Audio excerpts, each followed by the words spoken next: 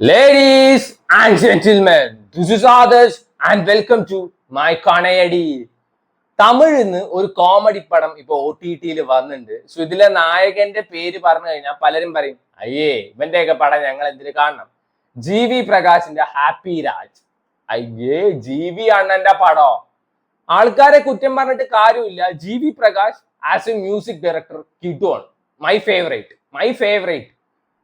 So quality സാധനം കൊണ്ടുവരാൻ അണ്ണനെ കൊണ്ട് മാത്രമേ പറ്റുള്ളൂ. പക്ഷെ ആസ് എൻ ആക്ടർ അങ്ങേര് വൻ ശോകമാണ്. ഇറക്കണ പടങ്ങൾ ഒന്നെങ്കിൽ അപരാധങ്ങളായിരിക്കും. അപ്പൊ ആൾക്കാരെ കുറ്റം പറഞ്ഞിട്ട് കാര്യമില്ല. എന്നാൽ ഈ cinema is actually very nice film പറയാൻ കാരണം GV അണ്ണന്റെ ഈ അടുത്ത കാലത്തെ അപരാധങ്ങൾ വെച്ച് നോക്കുമ്പോൾ ഇതൊക്കെ പട്ട്, കാഞ്ചീപുരം പട്ട്. സോ അത്യാവശ്യം നല്ല സ്റ്റാർ കാസ്റ്റ് ഒക്കെ ഉണ്ട് ഈ സിനിമയിലും. നമ്മുടെ GV അണ്ണൻ ഉണ്ട്, പിന്നെ ജോർജ് മറിയാൻ അങ്ങേരുണ്ട്, അബ്ബാസ് അണ്ണനില്ലേ, പലർക്കും ഹാർപ്പിക് എന്ന് പറഞ്ഞാലേ അറിയുള്ളൂ. അബ്ബാസ് അണ്ണനുണ്ട്. അത്യാവശ്യം നല്ല സ്റ്റാർ കാസ്റ്റുള്ള ഒരു സിനിമയാണ്. ഔട്ട് ആൻഡ് ഔട്ട് കോമഡിയാണ്. കുറെ ചിരിക്കാനുണ്ട്, ചില നല്ല ഇമോഷണൽ സീൻസ് ഉണ്ട്, ഫാദേഴ്സ് ആൻഡ് ബോണ്ട് നമുക്ക് കണക്ട് ചെയ്യാൻ പറ്റും. അങ്ങനത്തെ ഒരു പടമാണ് happy Raj and this movie streaming on Amazon prime.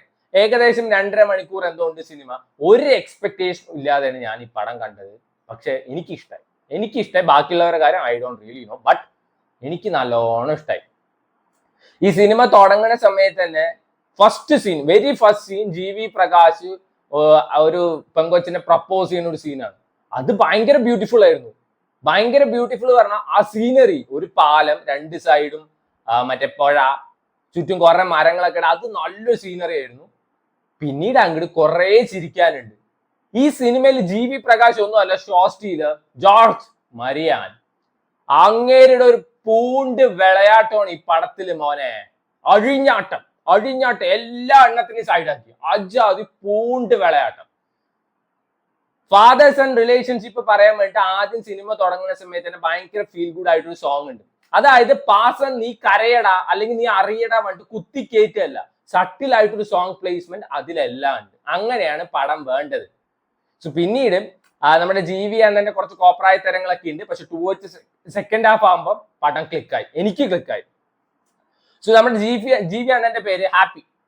So ആളുടെ അച്ഛനായിട്ടാണ് ജോർജ് മരിയൻ ഉള്ളത്. ആളെ വിളിക്കുന്നത് കുതിര മൊട്ട എന്നാണ്. അതായത് ഈ ബോഡി ഷെയ്മിങ്ങും അതേപോലെ കളറും കാരണം അങ്ങനെ വിളിക്കുന്നത് നാട്ടിൽ മൊത്തം. ഇവനെ വിളിക്കുന്നത് കുതിര മൊട്ടയുടെ മകനെ എന്ന്. അപ്പൊ ഒരു പെണ്ണും ഇവനെ കെട്ടാൻ റെഡിയല്ല. കാരണം കെട്ടിക്കഴിഞ്ഞാൽ കുതിര മൊട്ടയുടെ മരുമകളെ, അങ്ങനെ ഒരു വിളി വരും പറഞ്ഞിട്ട് പെണ്ണ് കിട്ടാനില്ല. എല്ലാവരും പറയും അണ്ണൻ ക്യൂട്ടാണ്, സ്വീറ്റ് ആണ്, but nobody is ready to marry him. അണ്ണൻ അപ്പൊ പെണ്ണിനെ തേടിയിട്ട് ബാംഗ്ലൂർ പോവാണ്. പിന്നെ നടക്കുന്ന പരിപാടിയൊക്കെയാണ് പറയുന്നത്. സോ ഇടയ്ക്കിടയ്ക്ക് വരുന്ന 1-2 പാട്ട് ഒരു രസം കൊല്ലിയായി തോന്നി. ബട്ട് ചിരിക്കാൻ അത്യാവശ്യം നല്ലോണം ഉണ്ട്. ഇടയ്ക്ക് GV അണ്ണനൊക്കെ അടിപൊളിയാണ്, വളുപ്പുണ്ട് ഇടയ്ക്ക്. സെക്കൻഡ് ഹാഫ് ആയപ്പോ പടം എനിക്ക് ക്ലിക്കായി. നല്ല ഇമോഷണൽ സീൻസ് ഉള്ള നല്ലൊരു പടം.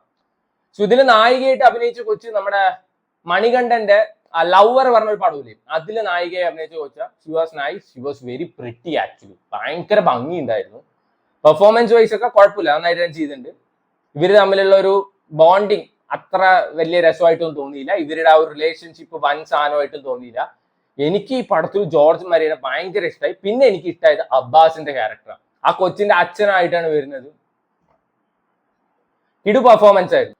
ഓൾമോസ്റ്റ് ഇന്റർവൽ സീനില് ഈ മറ്റേ ജോർജ് മരിയാൻ ഇട്ട് കളിയാക്കുന്ന സംഭവമൊക്കെ ഉണ്ട്. അതൊക്കെ കണ്ടപ്പോ ഭയങ്കര സങ്കടം തോന്നി. And the very next day അണ്ണന്റെ ഒരു റിവഞ്ച് സാധനം ഉണ്ട് മോനെ. തീ പറഞ്ഞ വൈൽഡ് ഫയർ സാധനം കിട്ടുമായിരുന്നു. അത് അൺഎക്സ്പെക്ടഡ് ആയിരുന്നു. അത് പെട്ട സാധനമായിരുന്നു. കമ്പയറിംഗ് ടു GV പ്രകാശിന്റെ യൂഷ്വൽ അപരാധങ്ങൾ ആൻഡ് കോമാളിത്തരം, കോപ്രായത്തരം, this is far better. Still GV അണ്ണന്റെ ഇങ്ങനത്തെ പടങ്ങളാണോ പ്രതീക്ഷിച്ചെന്ന് ചോദിച്ചാൽ നെവർ. നമ്മൾ പ്രതീക്ഷിക്കുന്നത് ബാച്ചിലർ പോലത്തെ പടമാണ്.